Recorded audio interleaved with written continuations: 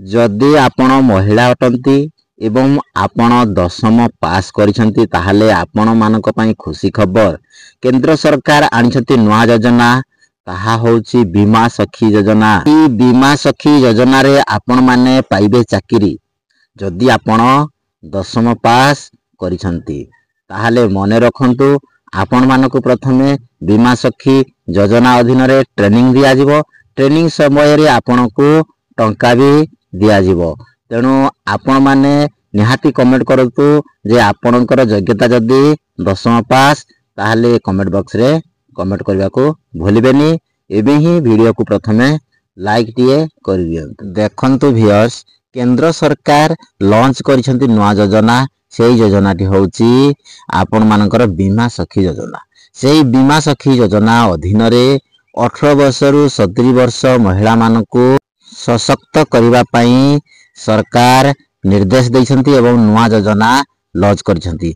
जेउ योजना रे महिला मानकू प्रथमे कोन करा जिवो ना ट्रेनिंग दिया जिवो। जेउ महिला माने दशम पास करिसंती सेमानकू ट्रेनिंग देई बीमा सखी योजना रे शामिल करी सेमानकू कोन ना जॉब देबे। सेही जॉब कोन जॉब रो कोन रहिछि ना जॉब बळरे महिला माने बीमा कराइबे। एलआईसी जेपरि गोटे संस्था अछि एलआईसी कराइबे। एलआईसी बाबद रे लोक मान को सचेतन करी बुझेइबे एवं सेमान को एलआईसी रे शामिल कराइबे। शामिल कले सरकार प्रति मास रे सेमान को कोन ना दरमा देबे। देखंतु जेउ महिला माने एथिरे सिलेक्ट हेबे आपनकर शिक्षागत योग्यता कहली दशम पास। सेही महिला मान को प्रथमे कोन ना 3 वर्ष पई ट्रेनिंग दिया जिवो। ट्रेनिंग समय रे सेमान को स्टाइपेंड भी मिलिबो। आपण प्रथम वर्ष रे स्टाइपेंड पाइबे 7000, द्वितीय वर्ष रे 6000, तृतीय वर्ष रे 5000। आपण ट्रेनिंग नउथिबे एवं टंका भी पाउथिबे। तेणु आपण मानक पई सुवर्ण सुजोग केंद्र सरकार घोषणा करिसंती। आपण खुशी हे जानतु जे आपण माने खूब शीघ्र बीमा सखी योजना अधीन रे आपण आसुसंती।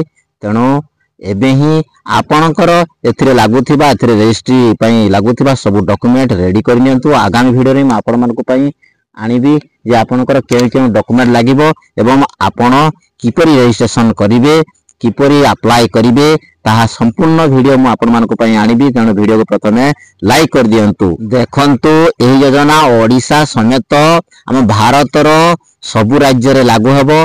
समस्ते एथिरे आवेदन करिवे।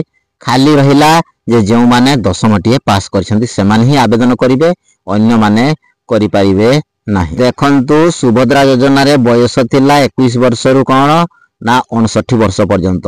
किंतु एथिरे रहिछि आपनको खुशी खबर जे आपण 18 वर्ष जदि आपणकर हे जाईछि आपण एथिरे लाभ उठै पारिबे। आपण एथिरे जॉब करि पारिबे। 18 वर्ष रु बयस सीमा रहिछि 70 वर्ष पर्यंत। जदि आपण मानको ए अपडेट भल लागिछि निश्चय जदि लाइक करनाते लाइक कर दियंतु। एबे ही चैनल को नुआ देखुथिले सब्सक्राइब करिवे। आजि पई वीडियो एतिकी रहिली। जय जगन्नाथ।